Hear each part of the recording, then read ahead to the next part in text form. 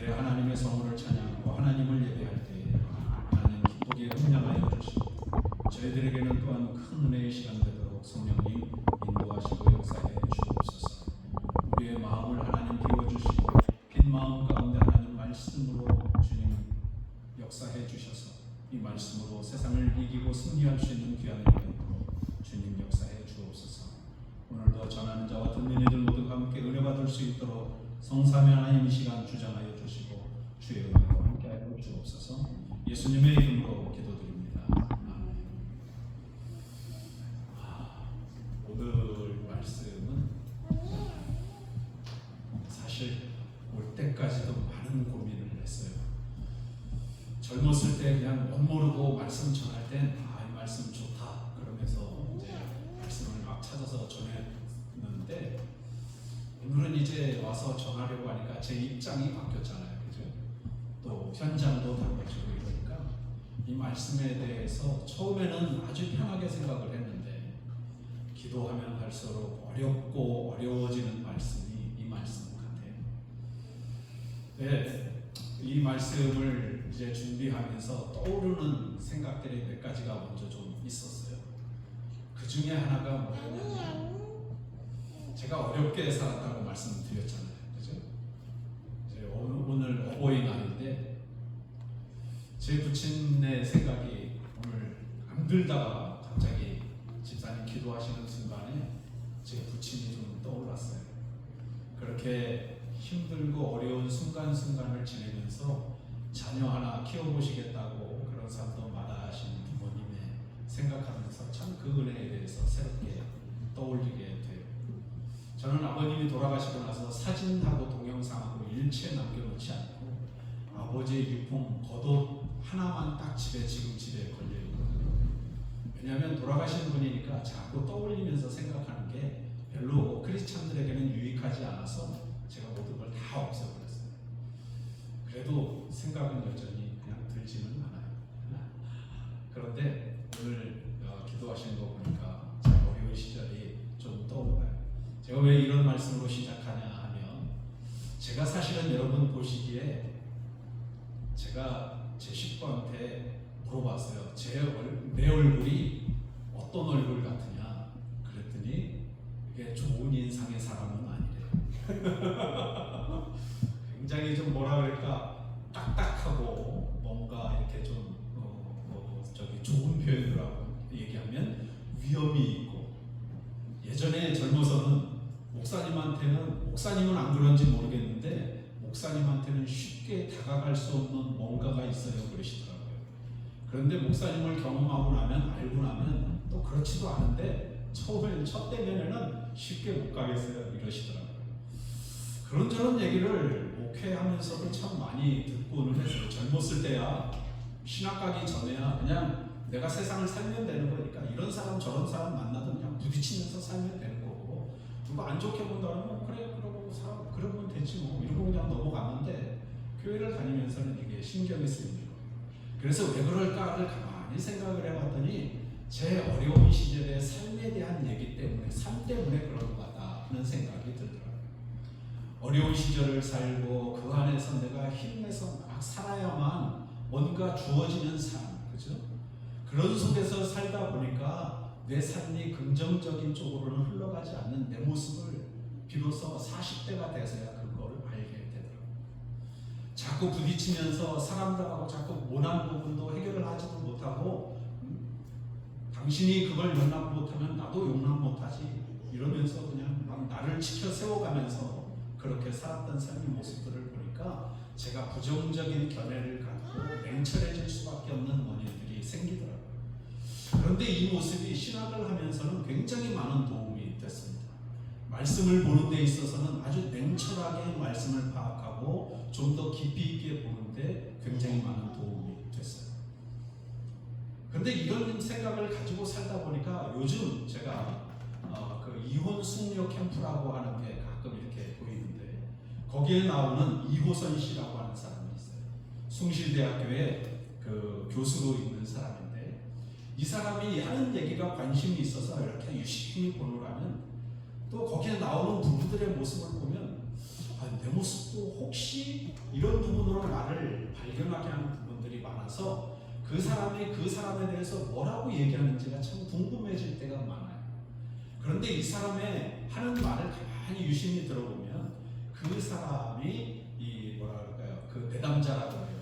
그래야 되죠? 그 내담자의 모습을, 사는 모습을 가만히 화면으로 지켜보고 그 사람의 행동하는 모습들을 하나하나 잘 기록해 놨다가 그 사람이 왔을 때 그 사람의 마음과 생각 속에 어떤 생각을 가지고 살고 있는지를 파악해서 그걸 지목해 주는 거예요. 그러면서 그 사람이 이런 걸 고치면 좋겠다, 이런 거는 안 된다라고 하는 얘기로 그렇게 달래주면, 왜? 어떤 경우에는 제가 최근에 본 경우인데 이 사람들은 아직 결혼을 안 했어요. 자기가 사업에 실패해가지고 죽을 지경에 이르렀는데 남자가 그거는 못하고 와이프한테, 결혼할 약혼자한테 당신 이제 당신 삶으로 돌아가라고 그렇게까지 얘기했대요. 그런데 이 약혼자가 이 사람한테 뭐라고 그랬냐면, 왜? 사업 망했다고 그게 뭐가 중요한데, 당신한테는 내가 있잖아. 그리고 앞으로 이 문제는 우리가 해결해 나가면 돼 라고 하는 얘기를 들어도 그게 그렇게 깊이 와닿지 않아서 헤어지고 나면 이 남자는 자기가 죽을 결심을 했다고 그래요. 그런데 정확하게 이 2호선이라고 하는 사람이 그 말을 딱 파악해내는데 제가 굉장히 이렇게 뭐랄까 감동을 좀 많이 받았어요. 제가 그래서 제 논문의 주제가요, 목회 상담에 있어서 고난의 역할이라는 주제인데, 사실은 상담 쪽에서 많이 이렇게 책을 좀 많이 봤어야 되는데 미국에는 책이 많이 없어가지고 제한적으로 글을 쓰느라고 많이 어려움을 겪은 적이 있거든요. 그런데 그 사람의 그런 행동하는 패턴들이 보니까 그런 상담에 대한 역할이잖아요. 그런 걸 보면서 참 이 사람이 참 대단하다라고 하는 생각을 했어요. 자, 너무 길게 갔으니까 좀 더 아주 간단하게 요약해서 말씀드리자면, 이 사람이 상대방에 대해서, 내담자에 대해서 상황을 파악하는 데 있어서 어떤 걸 파악하냐면 그 사람의 행동하는 모습을 보고 파악을 해요. 그죠? 그래서 이 사람이 어떤 문제가 있고 어떻게 이 사람을 바꿔야 되는지를 이 1호선이라는 상담가가 그걸 찾아내요. 그리고 그 사람이 와서, 내담자가 와서 앉아있을 때 당신의 마음과 생각 속에 이런 부분들이 있어서 이건 잘못됐다라고 얘기하면서 그 마음 상태와 생각을 고쳐잡을 것을 얘기를 해요. 그리고 사람들이 그것을 고쳐 먹으면서 부부간의 사이도 좀 더 나아지고 좋아지는 경향들이 많이 있거든요. 그런데 우리가 사회심리학적으로, 행동심리학적으로 얘기할 때요, 어떤 경우를 얘기를 하냐면, 이건 제가 역설로 거꾸로 얘기를 했지만 사실은 우리 마음가짐에 있는 것이 생각으로 올라오고 이 생각이 바로 우리의 삶으로 드러나는 걸 의미해요.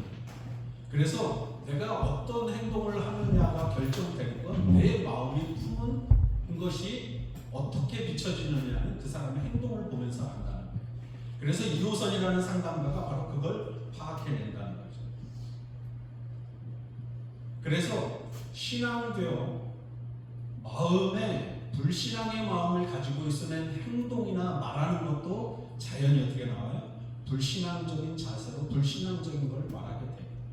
그런데 마음에 신앙을 가지고 믿음을 가지고 있으면요, 어떻게 말하게 될까요? 좋게 긍정적이게 말하게 되고 하나님을 떠올리면서 믿음의 말을 하게 된다. 그래서 마음가짐을 어떻게 갖느냐에 따라서, 이호선 씨도 그랬지만 우리 신앙 안에서도 어떤 마음을 갖느냐에 따라서 신앙이 업그레이드가 될 수 있고 작아질 수 있다는 사실을 말씀드리고 싶은 겁니다. 제가 사역하면서 굉장히 중요하게 깨달았던 시절이 있었는데요, 전도하는 게 그렇게 어렵게 느껴진 적이 있어요. 특히 어른들에 대한 전도.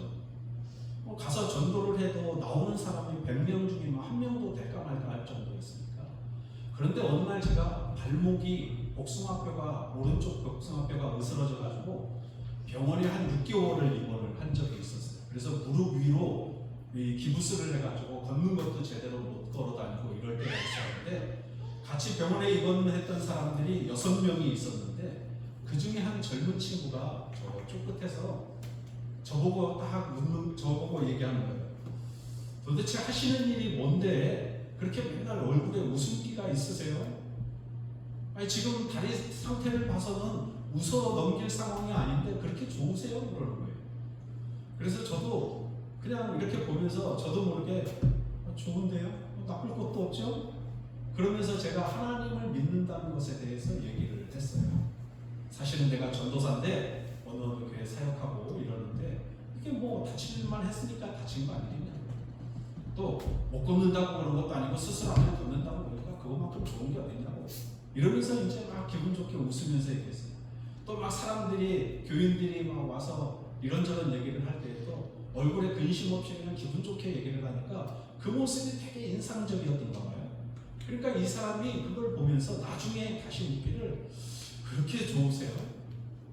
그러면서 하는 말이 자신도 하나님을 믿으면 그렇게 될 수 있을까요? 자기는 비록 이렇게 골절이 돼가지고 핀을 받고 걸어다니고 전도사님처럼 그렇게 많이 부서지지는 않았었는데 저는 그렇게만 해도 힘들던데요. 자꾸 자기가 살아왔던 것에 대해서 자기가 이렇게 다친 부분에 대해서 자꾸 원망하게 되고 뭔가 기분이 굉장히 안 좋던데요. 이런 얘기를 하면서 나도 교회에 가면 그게 좋아지게 전도사님처럼 그렇게 웃으면서 살 수 있겠느냐고 얘기를 해서 그러라고 교회 오시면 이렇게 행복하게 바뀔 거라고 제가 얘기를 했던 적이 있어요. 그 말을 하고 났더니 더 기분이 좋아지더라고요. 하나님이 혹시 나를 다치게 하신 것이 저 사람을 혹시라도 이런 생각을 하면서 그 위기를 경험했던 적이 있어요. 그러면서 떠올리는 말씀이 오늘의 말씀도 굉장히 큰 몫을 하고 있어요. 자, 오늘의 얘기는 굉장히 긴 얘기입니다. 이게 지금 짧은 얘기 같지만 사실은 출애굽기서부터 시작해 출애굽기도 아니죠. 창세기 12장에 아브라함이 등장을 하는데 이 아브라함 때부터 가나안을 점령할 때까지가 사실은 결론 부분에 해당하는 거예요. 그러니까 이 시기가 굉장히 긴 시기입니다. 자, 이때부터 얘기를 조금 해야 되니까 역사 얘기니까 그냥 듣고 흘려버리셔도 돼요. 자, 하나님이 창세기 12장에서 하나님이 아브라함을 찾아오십니다. 그렇죠? 아브라함을 찾아오셔서 아브라함에게 요구하시는 조건이 뭐였냐면 너 본토 친척 아비 집을 좀 떠날래? 이거였습니다. 자, 아브라함이 하나님의 그 말씀을 듣고 아버지 데라가 우상을 파는 사람이었기 때문에 신에 대한 걸 많이 알고 있었던 듯해요. 그런데 하나님이라는 분이 다 나오셔서 등장하시더니 너 이거 해라 라고 말씀하시니까 이 아브라함은 아마도 하나님에 대해서 잘 알았기 때문에 그대로 한번 해보고 싶었던 이유가 컸던 것 같아요. 그래서 어디로 가야 될지 가르쳐주지도 않는데 그 하나님의 말씀을 듣고 떠나가요. 그러면서 주신 약속이 뭐였냐면 내가 너한테 바다의 모래처럼 하늘의 별처럼 내가 네 후손을 만들어 줄게 라고 하시는 약속 하나였습니다. 그리고 지역은 가르쳐 주시지도 않은 채 지시한 땅이 아니라 지시할 땅이라고 말씀하시면서 그를 고향에서 떠나보냈어요. 그리고 얼마 지나지 않아서 옛날 가나안 땅에 자리하게 되는데 그 아브라함에게 하나님이 뭐라고 말씀하시냐면 네가 지금 있는 이곳을 너와 내 후손들에게 줄 것이다 말씀을 하셨어요. 자, 이때부터 하나님이 아브라함에게 약속하시고 이 얘기가 굉장히 오랫동안 흘러가요. 자, 아브라함에게 약속하셨어요. 아브라함의 아들이 누군지 아세요? 이삭이라는 아들이에요.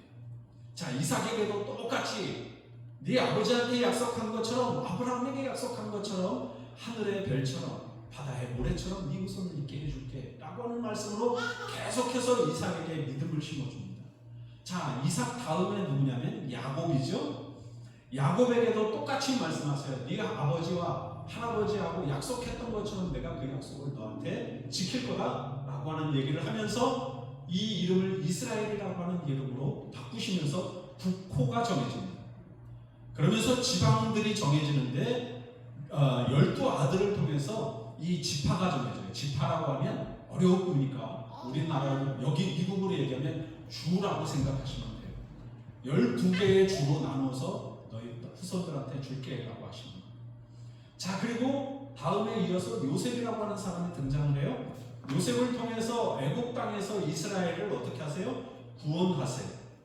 7년의 풍년이 들었지만 7년의 흉년이 들면서 먹을 것이 없는 지경에 이르자 애국 땅에 갔던 요셉을 찾아가면서 이들이 식량을 구하게 되고 구원을 받게 돼요.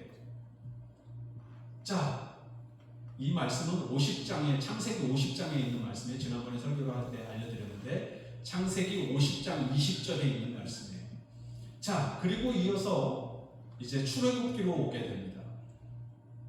출애굽기 와서 사실은 본래 본격적인 역사는 여기서부터 시작하는 거죠. 출애굽기부터. 자, 출애굽기에 또 뭐라고 말씀하시냐면 이스라엘 백성들을 향해서 하나님이 뭐라고 그러시냐면 아브라함과 이삭과 야곱에게 약속한 땅을 너희들한테 허락하겠다라고 하는 말씀을 하세요. 그리고 그 말씀 전에 하나님이 이스라엘 백성들을 왜 애굽 땅에서 이끌어내시려고 하시냐면 그 약속도 약속이지만 그 전에 어떤 일이 있었냐면 애굽 사람들에 의해서 굉장히 종살이처럼 굉장히 힘든 삶을 살아요. 밤에 신음소리를 낼 정도로 고통스러운 삶을 살거든요. 그렇게 살았던 이스라엘 사람들의 고통 가운데 부르짖는 소리를 하나님이 들으세요. 부르짖는 소리가 그냥 외치는 소리였는지 아니면 그게 기도였는지는 잘 의미를 파악하지는 못하겠지만 어쨌든 하나님한테 한 얘기니까 그냥 아프다고 힘들다고 부르짖는 고통의 소리가 소리지만 그 안에 기도가 담겨있지 않았을까 하는 생각이 드는 거죠. 어쨌든 이 말씀을 들으시고 이 얘기를 들으신 하나님이 그들을 애굽 땅에서 구원하기로 결정하십니다. 그러면서 그 백성들에게 모세라는 지도자를 세워주시는데 그들에게 지도자를 세웠다는 건 무엇을 뜻하죠? 이 백성들에게 목적이 주어졌다는 걸 뜻하는 겁니다. 그러니까 목적이 주어졌으니까 그 목적을 향해서 이 지도자 모세를 따라서 너희들이 따라가기만 하면 된다라고 하는 걸 하나님이 모세를 세우면서 말씀하시는 거예요. 그래서 출애굽기는 모세부터 등장을 시키는 거예요. 모세라는 지도자를 통해서 이스라엘 백성을 이끌어내시고 구원하시기 위한 하나님의 방법이 그 안에 담겨져 있다는 내용을 선언하시는 겁니다. 어쨌든 그래서 이제 모세가 이스라엘 백성들을 데리고 나가려고 하는데 바로 왕이 놔주지를 않죠. 왜냐하면 그 사람들이 있음으로 인해서 텔이라고 하는 언덕을 만들어서 홍수가 났을 때도 그곳에 피할 수 있는 곳을 만들어주고 또 신전을 만들 때에도 그들을 통해서 벽돌곳을 쌓게 하고 담을 쌓게 하면서 그 신전들을 다 완성했어요. 뿐만 아니라 국고성까지도 지었어요. 그런 역할들을 히브리 민족이 다 했는데 이 사람들이 나가고 나면 뭐예요? 그러니까 바로 왕 입장에서는 이 사람들을 보내면 안 되는 거거든요. 그러니까 자꾸 막는 거죠. 그래서 하나님이 10가지의 재앙을 통해서 이런 이스라엘 백성들을 그곳에서 나오게 합니다. 자, 나올 때 어쨌든 나왔어요. 나와서 이 이스라엘 백성들이 처음 하나님의 은혜를 경험하는 게 어떤 사건이냐면 자신들이 이 사막에서 타 죽겠다, 그리고 밤엔 추워서 죽겠다라고 하는 것으로 하나님 앞에 원망을 해요. 그래서 하나님이 낮에는 구름 기둥을 주시고 밤에는 불 기둥을 주셔서 그들을 보호하시면서 이끄세요. 그 구름 기둥과 불 기둥.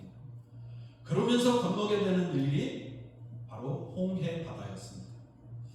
요즘 유튜브에 올라오는 기록들 보니까 아주 재밌는 얘기가 많아요. 갈대나무 있는 바다, 무릎이 여기 사람 허벅지까지밖에 안 오는 물로 건넜다 이런 얘기를 하는데 어떤 그 교수님이 그 얘기를 듣고 나서 하시는 말씀이 야, 그럼 그게 더 기적 아니냐? 그 따라오던 애국 군사들이 그런 물에 다 빠져 죽었으면 그게 더 대단한 거지 이런 얘기를 하시더라고요. 그럼 맞죠?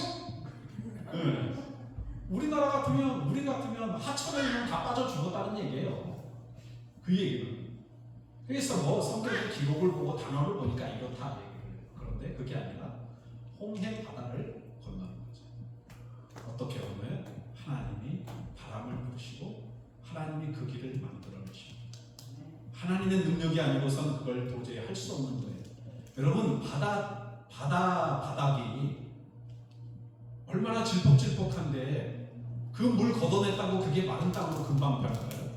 아니죠. 수분이 날아가야 되는 시간이 있으니까 금방 안 되네요. 그건 하나님의 능력이 아니고서는 설명할 수가 없는 거예요. 어쨌든 오늘 홍해에 대한 얘기가 아니니까 이들이 홍해를 건넙니다. 그리고 나서 이 사람들이, 이스라엘 백성들이 힘들었던 기억은 싹 잊어버리고 하나님을 만나서 하나님이 잘 인도해 주시니까 이 사람들 마음속에 어떤 마음이 생기냐면 자꾸 불평이 생기고 원망이 생겨요. 야, 우리 마실 물 없잖아. 괜히 우리 데리고 와가지고 이런 데서 죽게 만들어. 왜? 이러면서 모세와 아론을 향해서 그리고 하나님을 향해서 원망해요. 계속해서. 또 다른 데 가면 먹을 것이 없다고 불평하고, 또 물가에 저기 시내산 밑에서는 르비딤이라는 곳에 가서는 또 마실 물이 없다고 막 그렇게 부르짖고, 이런 과정을 광야 생활을 통해서 여러 번 거칩니다. 심지어는 이 사람들의 습관이 나오는 곳이 어디냐면 시내산이라고 하는 곳인데, 모세가 하나님 앞에 이스라엘 사람들이 자신의 백성이라고 말씀하시면서 그들에게 법을 주시려고 그 모세를 부르셨는데, 모세가 올라가서 40일 동안 보이지를 않았어요. 그 틈을 타서 이 이스라엘 백성들이 금송아지로 우상을 만들어서 이것이 곧 우리의 하나님이다, 이것을 이끌고 다시 애굽으로 돌아가자라고 하는 얘기를 꺼낼 정도로 그들이 그런 죄악에 빠졌습니다. 그럼에도 불구하고 내려와서 하나님이 그들을 이끄셔서 가나안 땅의 앞에까지 이르게 된 거예요. 그들의 삶은, 이스라엘의 삶은 계속해서 지금까지 불평을 하면 하나님이 주시고, 불평하면 하나님이 주시고, 이런 습관처럼 계속 지내왔어요. 그러니까 이스라엘 사람들의 아주 전천후적인 모습, 그죠? 태어나면서부터 죽을 때까지의 모습 속에 뭐만 있어요? 원망과 불평만 있는 거예요. 그러니까 가나안 땅에 도착을 했어요. 이제 가나안 땅이 목전에 있는데, 이제 여기를 들어가서 전쟁도 하고 싸우려면 그 땅에 대한 정탐이 필요해요. 이 땅이 어떻게 생겼는지, 어느 민족이 얼만큼 있는지를 파악을 해야 되기 때문에 12명의 정탐꾼을 만들라고 하나님이 말씀하십니다. 그게 13장 1절부터 나옵니다. 그래서 그들 중에 다른 사람도 아니라, 선출을 하라는 게 아니라 그들 중에 있는 족장들을 부르라는 거예요. 그러니까 그 지파를 다스리는 대장들을 부르라는 얘기죠.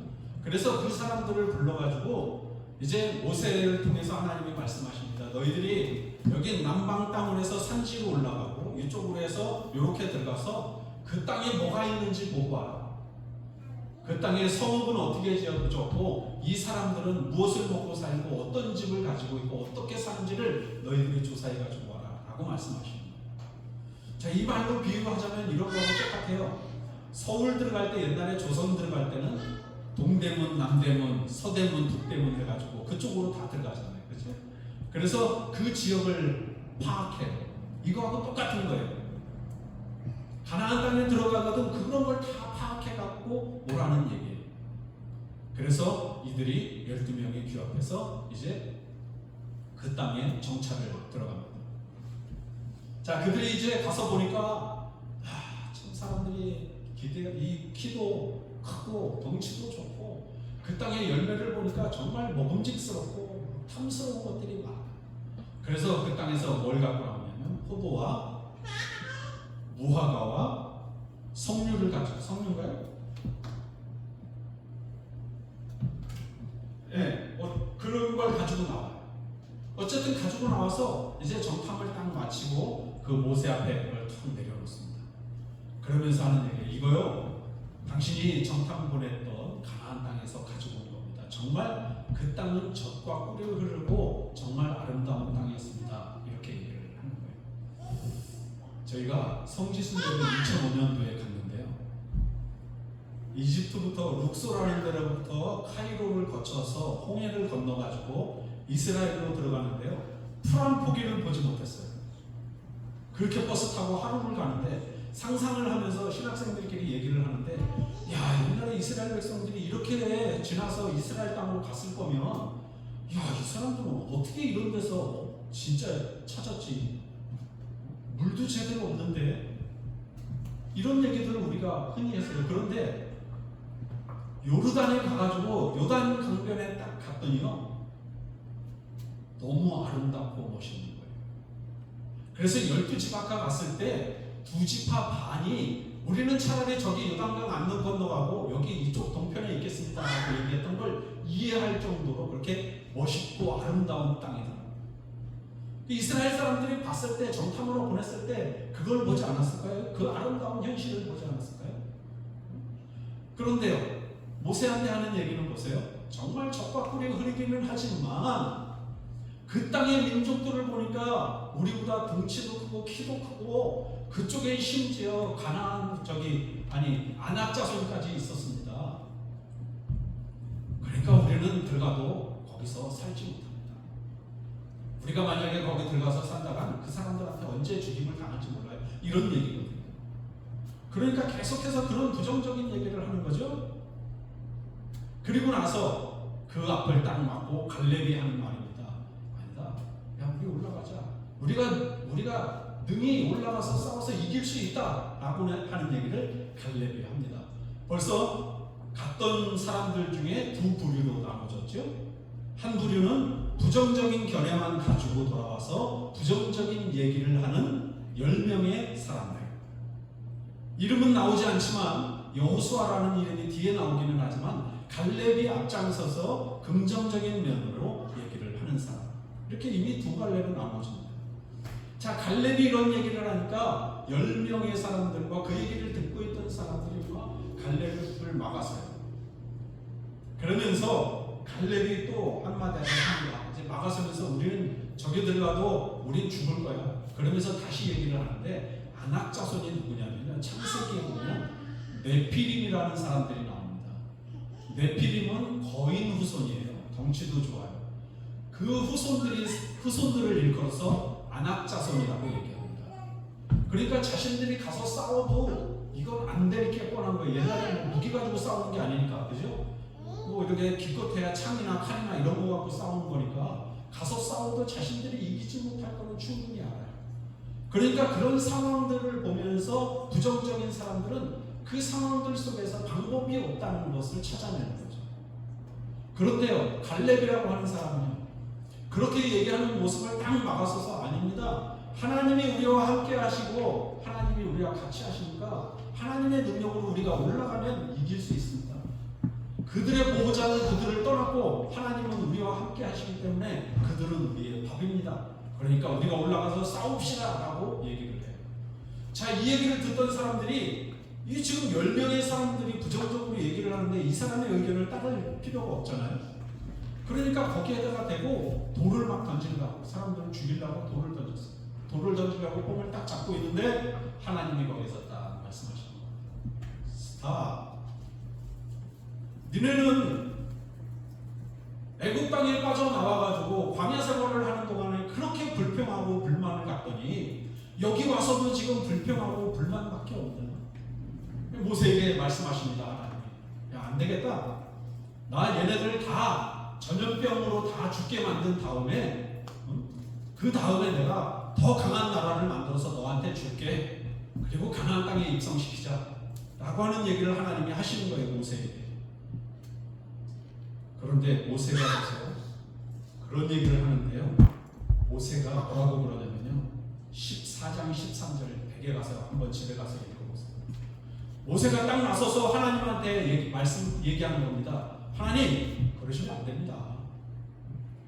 아니, 지금까지 하나님 얘네들 이 사람들을 이끌어가지고 여기까지 오셨고 주의 능력도 많이 보이시고 그 사람들한테 이렇게 여러 가지 많이 능력을 보이셨습니다. 그리고 사람들은 다 하나님의 후손이라고 모든 사람들이 다 알고 있는데 이 사람들을 여기서 만약 죽이신다면 하나님의 능력이 없어서 가나안 땅 입구에서 그들 보니까 뭐 이런 그들하고 싸워도 안 될 것 같고 능력도 없어서 이 사람들을 죽였다고 말할 겁니다.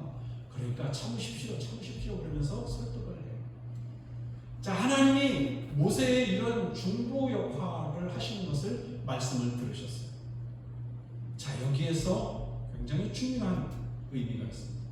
모세가 이렇게 중보했는데 하나님과 죄인된 우리 사이를 중보하시는 분이 계세요. 그분이 누구실까요? 바로 예수 그리스도십니다. 우리가 죄가 있어서 하나님 앞에 가지를 못하는데 예수님이 십자가에 못 박혀 돌아가심으로 인해서 우리의 죄를 대속하셨어요. 그래서 하나님이 하나님 앞에 예수님이 가셔서 우리에 대해서 변호를 하신다는 거예요. 이 사람들이 그렇게 죄를 지었지만 내가 그 죄값 다 치르지 않았습니까? 그러니까 이 사람들은 천국에 올 자격이 충분합니다 라고 말씀하신 분이 바로 예수님이시다. 그래서 우리가 예수를 믿으면 구원받게 되고 천국의 삶을 보장받게 되는 거예요. 왜요? 예수님이 우리를 대신해서 십자가의 대속물로 돌아가셨습니다. 자, 이 역할을 하시는 분이 누구라고요? 모세라고요. 모세의 역할을 통해서 메시아가 바로 이렇게 오실 것이다, 이런 분으로 오실 것이다 라고 하는 얘기를 하는 거예요.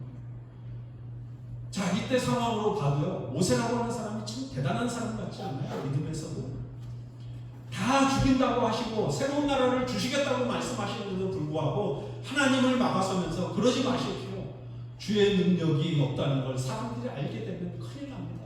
그 사람들에게 그렇게 보이면 안 되잖아요 라고 모세가 막는 거죠. 자기 앞에 하나님의 화를 누그러뜨리시면서 그래, 20절 말씀 이후에 보면 내가 네 말대로 할게. 그렇지만 얘네들은 다 두고 보지 못하겠다. 얘네들이 가나안 땅에 입성하는 거 나는 도저히 못 보겠어. 그러니까 얘네들 20세 이상 계수해서 그 사람들 20세 이상은 모조리 다 가나안 땅에 들어가지 못하도록 광야에서 죽게 만들겠다라고 말씀하십니다. 그러면서 그들한테 다른 증거를 또 하나 내리시는데 40일 동안 정탐을 하고 왔으니까 하루를 1년으로 계산해가지고 40일이면 40년이 되는 거예요. 그 40년 동안에 그 가나안 땅에 들어가지 못하게 하겠다. 그래서 히브리 민족이, 이스라엘 민족이 가데스 바네아라고 하는 곳에서 뱅글뱅글 돌면서 길을 못 찾아서 40년 동안을 헤매게 돼요. 그래서 1세대, 부모의 세대들은 그곳에서 다 죽임을 당하고 2세대, 19살 밑으로는 가나안 땅에 입성을 하게 되는 거죠. 그 중에 유일하게 살아남은 사람이 여호수아와 갈렙이라고 성경은 기록하고 있습니다. 자, 여호수아는 나오지는 않았지만 갈렙은 하나님이 말씀하실 때 내 마음에 들었다 이렇게 말씀하세요. 자, 여러분 이제 말씀을 좀 정리해 볼까요? 여기서 부정적인 사람들은 어떤 사람들이었어요? 다수의 사람들이었습니다. 10명이었어요. 그런데 이 10명을 통해서 보여주시는 건 뭐죠? 이 사람들이 처음부터 그렇게 부정적인 견해를 가지고 온 사람이다라고 하는 걸 말씀하고 있는 거예요. 광야 생활을 하는 동안에 한 번도 긍정적인 표현을 하지 않았고 하나님이 나의 주인이십니다라고 하는 고백도 전혀 없는 상태로 그들이 불평하면서 가나안 땅에까지 왔어요. 여러분, 이 모습을 보면 이 모습이 바로 우리 모습이라고 하는 사실을 아셔야 돼요. 하나님을 믿는 순간, 영접하는 순간이 아브라함에게 약속하신 순간이고요. 그 과정을 통해서 가나안이라고 하는 천국에 입성하도록 하시는 것이 바로 우리가 예수님을 만나고 하나님을 믿으면서 가게 될 천국이라고 하는 걸 표현해 줍니다. 그래서 광야는 많은 목사님들이 말씀하실 때 광야는 우리의 인생길이다라고 하는 말씀을 하시는 이유는 바로 여기에 있습니다. 우리들이 인생살이를 하고 하나님을 믿으면서도 하나님을 바라보지 못하고 계속해서 불평만 들어놓고 왜 하나님이 계시면서 우리가 이런 일을 당해야 합니까? 라고 원망할 정도로 우리의 삶이 그렇게 살아가고 있다는 거예요. 믿음이 있다고 얘기하면서 어떤 사람의 얘기를 들으면 하나님이 계신다고 해서 내가 이런 일을 당하면 안 되지, 내가 그동안 어떻게 살아갔는데 라고 불평하는 사람들이 있다니까요. 그런데 우리의 모습은 그런 모습이 된다고요? 안 된다고요? 안 된다고 하는 걸 오늘 말씀을 통해서 많이 들려주고 있는 겁니다. 그렇다면 어떤 사람이 되어야 된다고요? 긍정적인 믿음의 사람이 되어야 된다고요. 여호수아와 갈렙은 그 사람들하고 똑같은 환경에 있었습니다. 그죠? 애국 땅에서 나오면서 출애굽을 하면서 광야 생활 가운데서도 하나님이 하신 일을 보았고 그들이 불평할 때 하나님이 주시는 음식도 보았고 하시는 일 모두를 경험했습니다. 그런데 10사람은 불평이고 2사람은 긍정적인 마음을 가진 사람이었다는 거죠. 왜요? 광야 생활을 하는 동안에 하나님을 만나고 하나님을 하나님을 보았기 때문입니다. 여러분, 진정한 믿음의 사람은 바로 이런 사람이라는 겁니다. 우리가 믿음 생활을 하고 신앙 생활을 하면서 하나님 곁에 있어야 하는 이유는 우리의 모습이 우리의 내면 속에 죄가 가득한 인간이기 때문에 부정적인 요소로 살아갈 수밖에 없는 존재들인데, 하나님을 믿으면 우리의 모습이 긍정적으로 바뀌고 변화시켜 주신다고 하는 사실을 오늘 말씀을 통해서 들려주고 있다는 사실.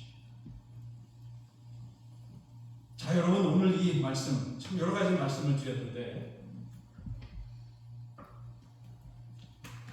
부정적인 사람은 제가 이제 대지 설교는 못하겠네요. 부정적인 사람은 환경과 여건을 본 사람들입니다. 그죠?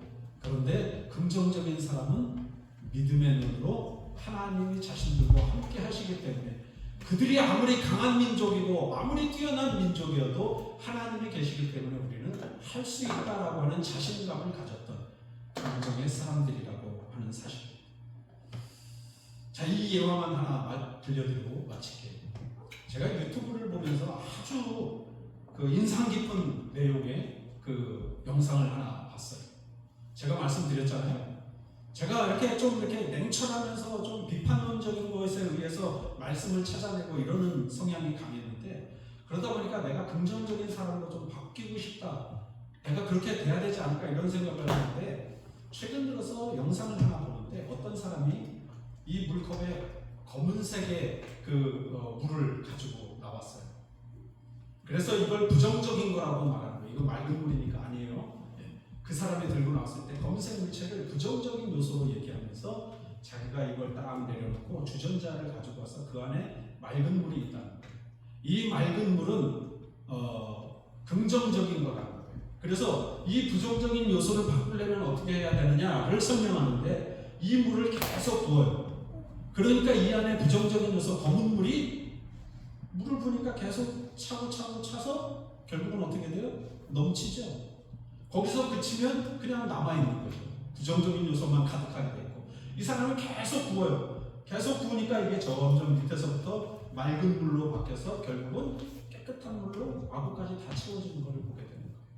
그러면서 이 사람이 하는 말이 뭐냐면, 부정적인 요소를 가지고 있을 수밖에 없지만 계속해서 자신의 생각 속에, 마음 속에 긍정적인 요소를 계속해서 심고 생각하고 하는 거예요.